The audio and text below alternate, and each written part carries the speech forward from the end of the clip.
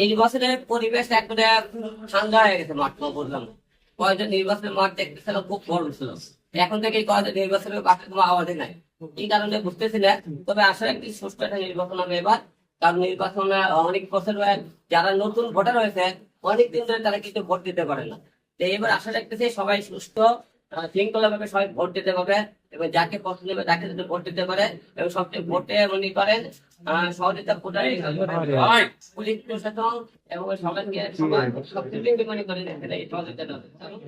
যেখানে নির্বাচনে হট্টগোল হবে সেখানে আইন শৃঙ্খলা বাহিনী কোনো মামা খালো কোনো নেতা এবং কোনো দলের সন্ত্রাসী বাহিনী হোক, যেখানে হামলাদার হোক সেখানে তাদেরকে সুস্থ তদন্ত করে তাদেরকে বিচার করা হয়, তাহলে নির্বাচনের মাঠ আমি আশা করি সুষ্ঠু একটা নির্বাচন হবে। মাঠ ঠান্ডা কিছু আপনারাই ভালো জানেন মাঠ কেন ঠান্ডা হয়ে গেল, শীত বেশি কারণে ঠান্ডা হয়ে গেল, তারা ঠান্ডা হয়ে গেল।